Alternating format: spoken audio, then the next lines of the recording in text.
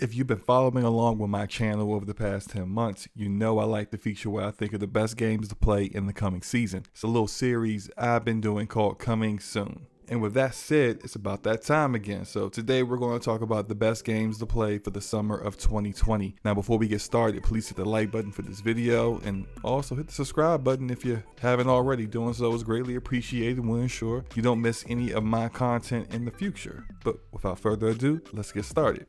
First up is a game that I featured in my last video, and like many games this year, it got delayed into the next season, so here it is again. That game is The Last of Us Part 2. Now, The Last of Us Part 2 is created on a proprietary engine developed by Naughty Dog and published by PlayStation Studios. The original game is considered one of the best games to come out in the past decade, and Part 2 aims to outdo the first, despite the many controversies that have surrounded it since the beginning of 2020. A massive leak has revealed multiple story details which have left a very polarizing opinion of the game among gamers. Director Neil Druckmann says The Last of Us 2 will be Naughty Dog's most ambitious and longest game. If you have not played the first game, I highly recommend you do that before attempting this one. It is heavily character and story driven, so without playing the first, you will probably be really confused about the events and things that happen in this. Personally, I plan on playing through the first game one more time before playing Part 2,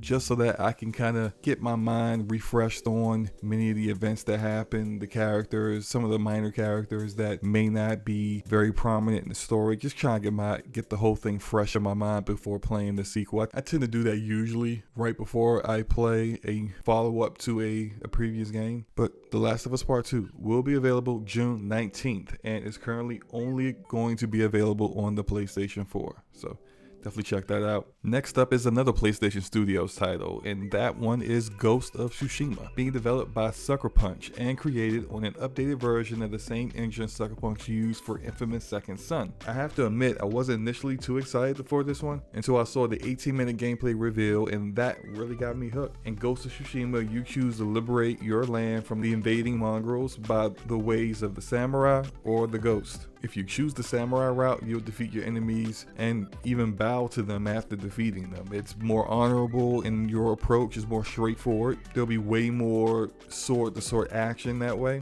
but the way of the ghost requires more stealth. Executing enemies deploys a different set of skills, and your enemies will grow to fear you, which I think is pretty cool. I'm probably more excited about the combat than I am about anything else because it requires more risk and more skill, as in this game you can be killed very quickly. It won't take 6 to 7 hits to bring you down. One well-placed hit could kill you, which I find to be pretty interesting and a nice change of pace from the typical combat that you get in these kind of games. It also features modes where you can play the game with just Japanese voice acting, pretty cool, and a black and white mode so you can kind of play the game like it's a old school martial arts movie.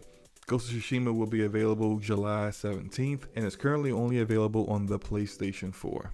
Kind of a surprise that has been revealed in the past week. 2K Games is doing a Mafia trilogy remake / remaster thing. All this is being done by developer Hangar 13, who previously made Mafia 3. You can't buy the trilogy altogether yet, but here is how you get them. So basically Mafia 3 is already out on all major platforms. The reception of this one was pretty mixed, but if you already own it, you can get the free upgrade to the Definitive Edition for free, and all the DLC that came with the game, all the expansions, even if you didn't have them, they are now free. And they also have Mafia 2 Definitive Edition, which has just been released. It's just a remaster of the previous game, but all the content is still there.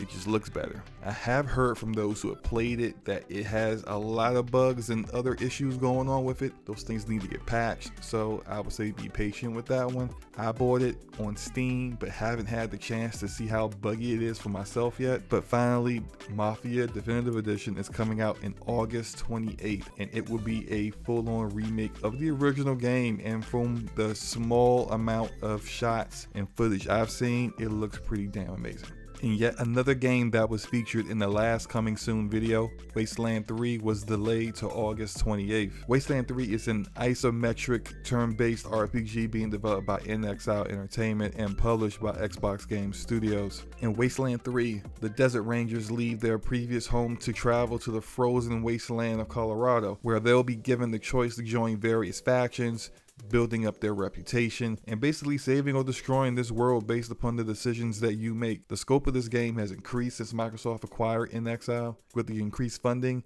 they've added a ton more voiceover, zoomed in shots of the characters doing dialogue, and team-focused abilities. Wasteland 3 will be available August 28th on PC, Xbox, and PlayStation 4.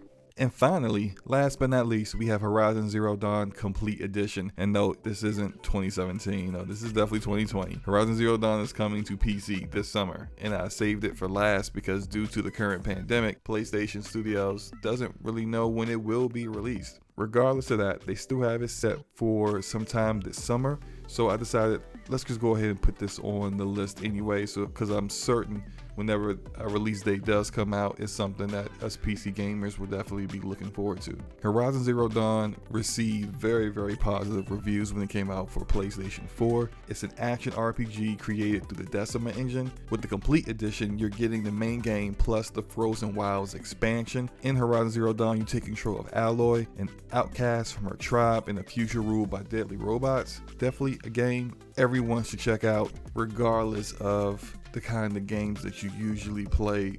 This one is definitely worth it. You can find Horizon Zero Dawn Complete Edition on Steam. And that's it. That's what I got for this summer. Let me know what games you guys are interested in. Do you think there's anything I missed out? Let me know in the comments section below. Hit the like button if you liked the video. Hit the dislike button if you didn't. It's all good. And hit the subscribe button if you want to see more coming soon videos in the future. Peace.